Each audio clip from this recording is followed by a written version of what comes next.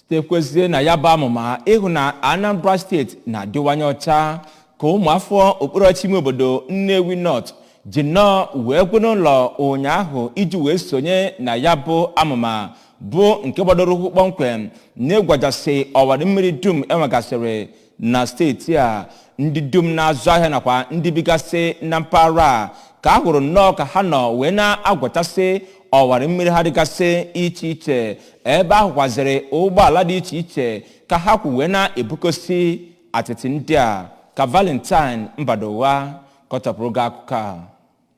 Okpuru ọchịchị kansụl Nnewi North eburugo ụzọ egwu na-etosi metụta mkpocha na nzacha n'ime ka Anambra bụrụ ebe ga-adị mma obibi nke a merụbere na mpaghara Nnewi niile n'afịa nakwa n'okporo ụzọ. Ebu ụgbọala ọgbatumtum nke ndị Asụama na-agagharị na-ekpochapụsị ahịhịa ndị ekpopụtara na gota nakwa nke ndị ekposara n'ebe a na-ekpofu ahịhịa iji mee ka Nnewi bụrụ ebe ga-adị ọcha. N'okwu ya n'oge ya bụ mmemme ka onye ji ọkwa onye isi oche nke kọmitii nchere oge okpuru ọchịchị kansụl Nnewi North bụ injinia Chris Obiora kwupụtara mkpa ọ dị onye ọbụla isonye na ya bụ ọmarịcha atụmatụ nke akpọrọ Clean, Green nakwa Sustainable Anambra nke gọvanọ Soludo gbaghere ụbọchị Fraịde. O kwuru na ikpocha ọwa mmiri na ịkụ osisi n'ụzọ bụ nnọọ ụzọ dị iche iche a ga-esi mee ka mpaghara bụrụ nke a ga-echekwa nke ọma. Ọ kpọkuru ndị Nnewi ka ha gaa n'ihu ịhụ na ha na-ekpofu ahịhịa ebe ewepụtara maka ikpofu ahịhịa ma kwe nkwa na a ga na-abịa ekpopu ya mgbe o kwesịrị. Onye ji ọkwa chairman nke Asmata na mpaghara Nnewi bụ Chief Leonard Ọnwatuegwu, onye nke sonyere na ya bụ mmemme, kwuru na ndị ahịa na-agba mbọ pụrụ iche na-etosi metụta idobe ime ahịa ọcha, ebe o kwuru na nwere ntaramahụhụ dịrị onye ọbụla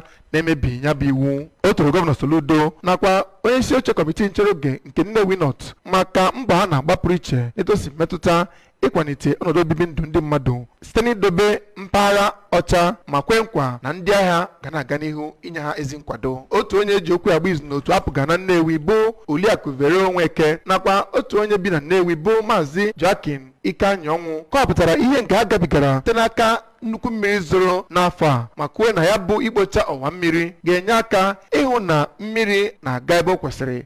gharazie ị na-ebu ngwaahịa ndị mmadụ na Nnewi. Otu onye na-azụ ahịa na building materials nke dị na Nnewi bụ Maazị Chukwunonso Ugochukwu, onye nke wepụtara ụgbọala ya ka e were iji nye aka ikpochapụ ya bụ ahịhịa ekpopụtara na ọwa ide, kwuru na ebumnobi ya bụ iji kwado gọvanọ Soludo ya nakwa ịgba ndị mmadụ ume ka ha sonye na ya bụ ọmarịcha atụmatụ ime ka Anambra dị ọcha. Onye isi oche nke kọmitii nchere oge nke Nnewi North bụ injinia Chris Obiora nọrọ n'oge mmemme ahụ duru ndị otu ya gaa njem nleta n'okporo ụzọ niile nakwa ahịa niile nke dị na Nnewi iji kụziere ndị mmadụ ma gbaa mbọ hụ na ndị mmadụ sonyere na ya bụ atụmatụ idobe Anambra ọcha. Site na Nnewi, abụ m Valentine Mbadowa.